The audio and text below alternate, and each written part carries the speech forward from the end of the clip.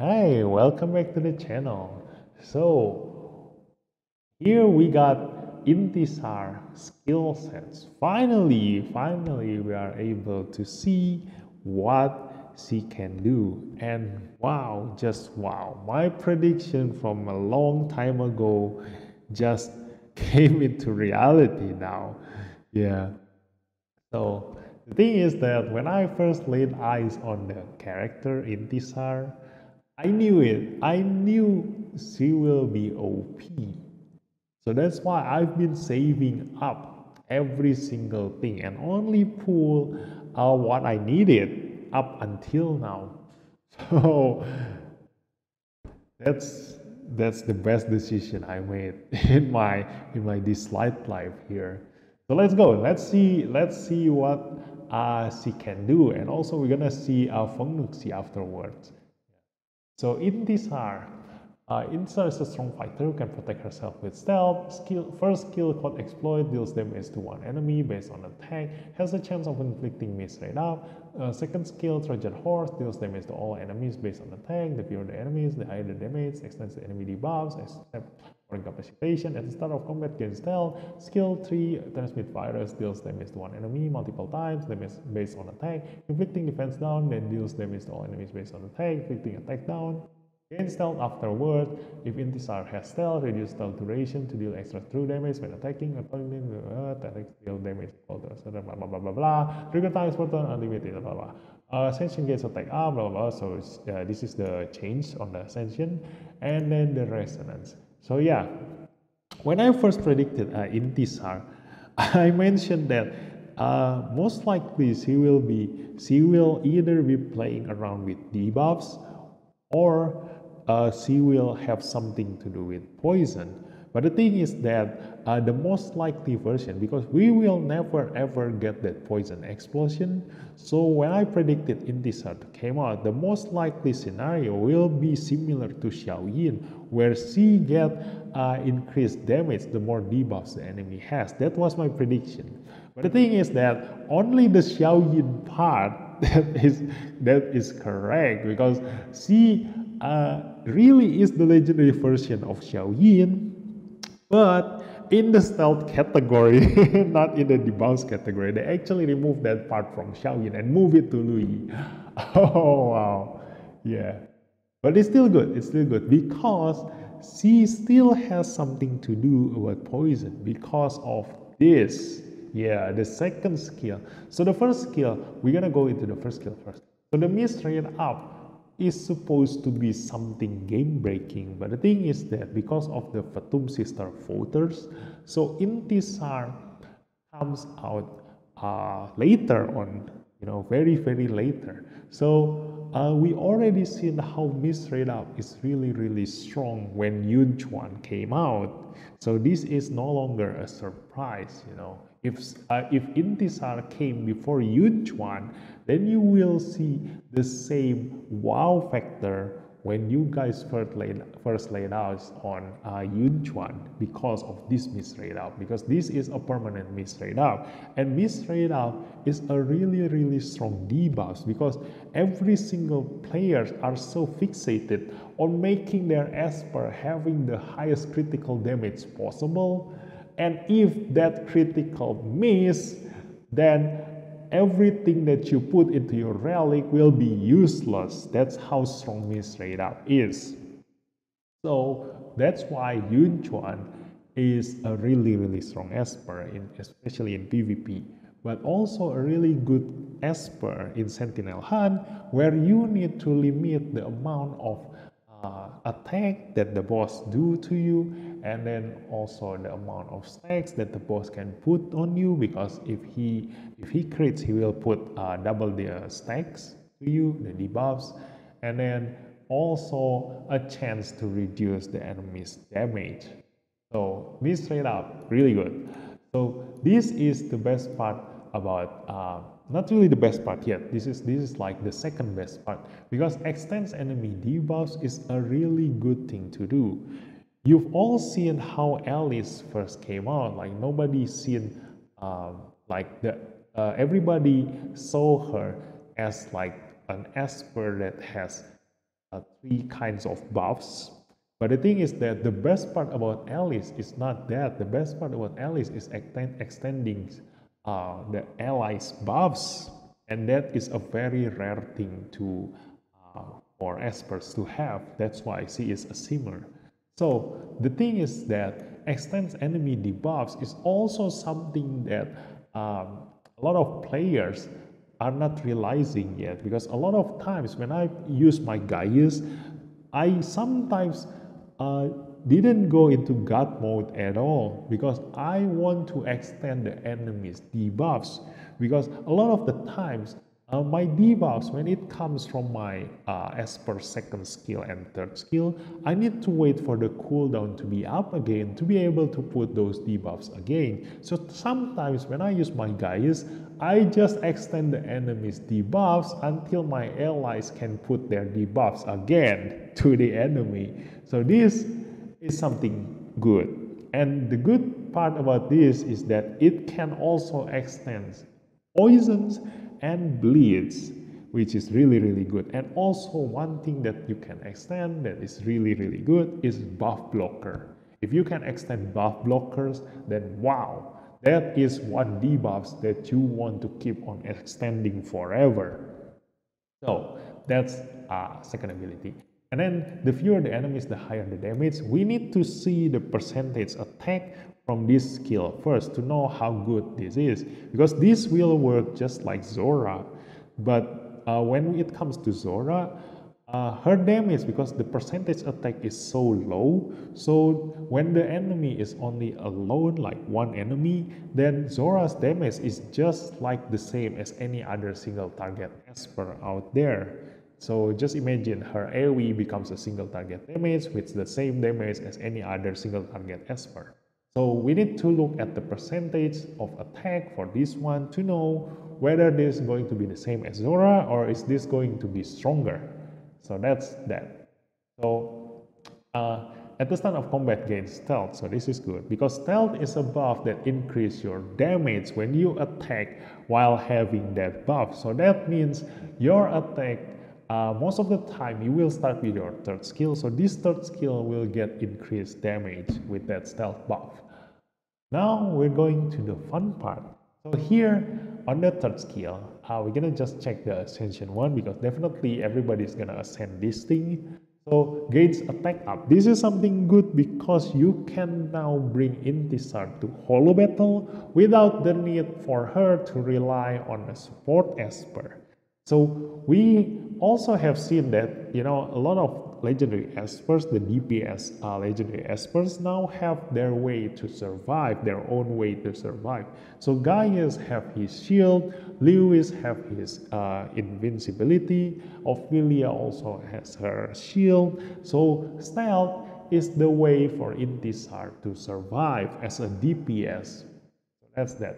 And when she can gives herself attack of buffs, that means she can sustain her damage by herself, just like Taylor, just like Brian, just like all those espers that can buff themselves before attacking the enemy. So deals damage to one enemy multiple times. We also need to see how many multiple times this is to know whether it's good to give her Tyranny of Zeus relic sets or just go purely on War Machine or Hammer of Thor. So inflicting defense down to your target and then deals damage to all enemies based on attack, inflicting attack down. So this is great. Like my prediction playing around with debuffs came into fruition here. So inflicting defense down on your target while giving attack down to the rest of the enemy teams means that you can focus on that one single target to hit while the rest of the enemy teams deals less damage to you. And gain stealth afterwards. If Intisar has stealth, reduces stealth duration to deal extra true damage when attacking. According to the target's type, attack deals damage equal to a certain percentage of the target's HP. This is the overpowered part because I mentioned this in like some previous video that I made, that percentage HP damage is something that is really strong in this game, because I mentioned that The longer you play this game, the more contents Lilith gonna throw at you, and the more contents they have, that means the stronger the enemy is gonna get. And so being able to deal percentage HP damage is going to be always relevant in the future. And the further we go into the content, the stronger the enemy is, the stronger our espers will become. So that's why true damage as percentage HP damage is something that is game breaking. Not really game breaking. Like it's going to be a really strong for damage dealer to have.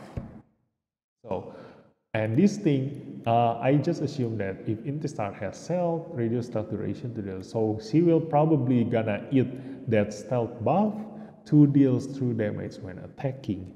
So, and also according to the target's type, most likely because Intisar is a flow, maybe she will deal more damage to Inferno Esper. So you want to play around with that elemental strength and weakness. So it is a really good it's a really good idea to give Hammer of Thor relic to Intisar to focus on that elemental strength and weakness. So trigger times per turn are limited, yeah, and otherwise this skill is going to be broken because of the resonance. So we're gonna go into the resonance. So Divine Gate 2 new effect code exploit when without stealth launches a pursuit attack with transmit virus. This is broken. The reason is because this is most likely gonna be a mistype. So if you read the skill name, code exploit is the first skill, and then transmit virus is the third skill. So if you cast your first skill, you will pursue with your third skill. How broken is that? What the hell? So I don't know if this is a mistype or if this really works as it is. Like this is, if this is not a mistype, then definitely go for that Divine Gate 2, guys. Definitely go for Divine Gate 2 Intisar because this is insane. You know, as long as you can keep on hitting the enemy without having your stealth, you can keep on casting your third ability every single time. And then this third ability will eat up your stealth buff, dealing true damage when attacking. This is still assumption. I don't know whether they really eat the stealth buffs or it just reduces the stealth duration, because we also don't know how long this stealth duration is. We just assume that stealth only lasts for 1 turn, but this word just makes it kind of like weird, because reduced stealth duration probably means that you gain like a longer stealth duration with Intisar. Maybe like she is a legendary version of Xiaoyin anyway. So that's one possibility. But if this thing eats the stealth buffs, that means you can just keep on casting your first skill and then follow up with the third skill and then eat your stealth buff and then cast your first skill again, so far and so on. But this is just my assumption and prediction. So we don't know how this skill really works in practice later on. But yeah, I just hope that this is probably a mistype, or if it's not, then we are going to have a bigger problem removing her stealth instead of, like, you know, keeping her in the stealth position. So she is the opposite of Xiaoyin, where we want Xiaoyin to stay in stealth as much as possible. But if you have resonance to Intisar, then you actually want to remove your stealth as much as possible with this thing. So that's that. If that is not a mistype, okay? So Divine Gate 4, if a single ability's damage is higher than 35% of target's maximum HP, deals additional true damage. True damage 15% of the target's maximum HP. This was the best skill tree from the previous resonance system, because this thing comes from single abilities damage. So someone like Lu Yi who hits 9 times, his damage will be accumulated, and the total of that damage, if it goes beyond 35% of the target's maximum HP, then he will get this bonus. So this is not only come from a single hit, so don't worry.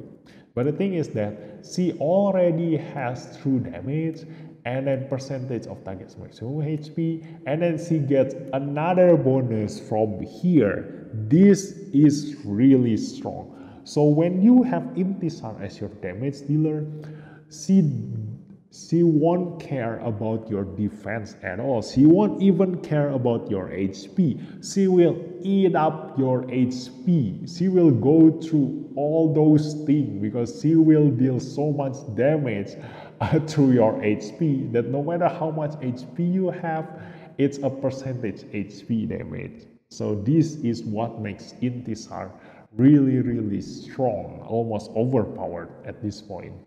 And then the Divine Gate 6 Transmit Virus attack up target has been changed to all allies. So she will work similar to Ashley in a sense that when you have Ashley in your team, and if you don't need that AP up and critical rate up that Dahlia gives to your entire teammates, then you don't need any other offensive buffer in your team because she will be the one that gives attack up to your whole teammate while being the damage dealer herself, just like Ashley. So that's really strong. So I will aim for this one. I definitely want to aim for this one. And I have the means for that because I've been saving up until this point just for this. So let's go for the next esper. This is the most broken esper in the game right now. Let's see. So I will explain to you how broken she is. So let's go through all her skill first. So Feng Nuxi is a powerful controller capable of dispelling enemy buffs and enhancing herself. So first ability, Shape Humanity, deals damage to one enemy based on Feng Nuxi's maximum HP, reduces the enemy's AP, each paper talisman stack makes this ability attack one more enemy, then Feng Nuxi gains one paper talisman stack. Second ability, Soul Transmute, selects one ally to reset all their ability cooldowns, doesn't take effect when selecting Feng Nuxi, grants all allies a speed up. When Feng Nuxi has paper talisman, its paper talisman stack increases AP for all allies. This ability cooldown is not affected by any abilities. The third skill, Summon Whirlstone, attacks all enemies multiple times based on Feng Nuxi's maximum HP. Each hit dispels enemy buffs, and each buff successfully dispelled increases Feng Nuxi's AP. The last two hits extend the enemy ability cooldowns, and Feng Nuxi gains Paper Talisman. Paper Talisman, when taking a hit, consumes one stack of this status effect and gains AP, triggers one time per turn, maximum 4 stacks. So, have you guys realized what makes her broken? Yeah, everything makes her broken. Every single skills that she has are broken. So I'm gonna show you the most broken of them all, which is the first skill. The first skill is the most broken from her skill sets. Here you go. Here is what makes her broken. So the first skill, reduce the enemy's AP, its paper talisman stack makes this ability attack one more enemy, that against one paper talisman stack. The thing is that paper talisman have maximum 4 stacks, so this stacks makes this ability to attack one more enemy, so you can attack 5 enemies at once. And this thing gains 1 paper talisman stack every time you hit the enemy, every time you use this skill. So if you spam this first skill, that means your paper talisman will never get reduced. You will keep on stacking this paper talisman stack every single time, and you will hit 5 enemies every single time. And that 5 attacks will reduce the enemy's AP. Guys, this is AoE AP reduction every single turn. And to add to this, if you can get Divine Gate 2 for Feng Nuxi, this skill, the first skill, when having paper talisman, steals 1 buff from the target first. So every single turn, you will dispel the entire enemy team from one of their buffs, and then reduce their AP for every single one of your enemy, every single turn, if you keep spamming her first skill. Dude, if you give enough speed to your Feng Nuxi, which makes her able to move before the enemy actually get back to their turn, that means that the entire enemy team will never ever get their turn at all, while you keep removing their buffs and reducing their AP. And your entire teammates will be able to kill them slowly and definitely painfully. This is what makes her really, really broken. The first skill, guys. The first skill is the broken one, actually. So, yeah. And then we go to the second skill. The second skill, reset all their ability cooldowns. Select one ally and reset all their ability cooldowns. Guys, this is really, really strong because all up until now, all the espers that can affect our ability cooldowns only reduce our ability cooldowns by one turn. This thing resets all their ability cooldowns for one esper. So just imagine if you have Gaius and your Gaius use his second skill, and then bam, the entire enemy team got hit. If anybody can still survive, and then Feng Nuxi resets those Gaius skill cooldowns, and then afterwards Abigail or Fabrice will call Gaius again, and then he will bam another second skill. Nobody can survive.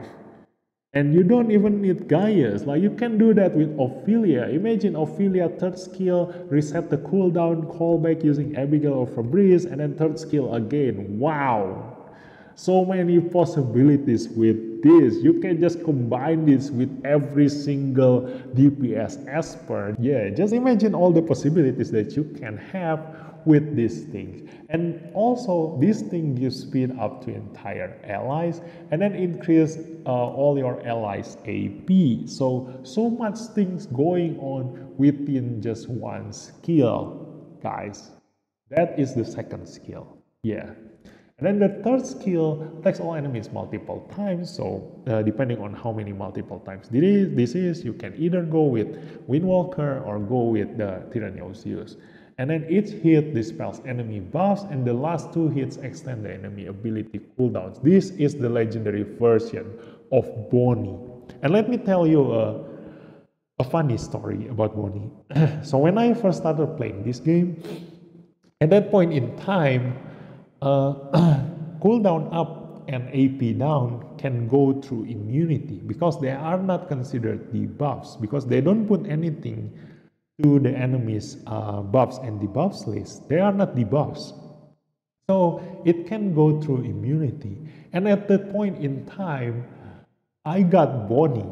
And wow, I use Bonnie in every single thing that I did. Just because if you give enough speed to Bonnie and she moves first, that means that she can increase the enemy's cooldown by one. And most espers doesn't have good first skill. Like, their first skill will never ever gonna kill you. So they will just waste their turn without being able to cast their second skill and their third skill.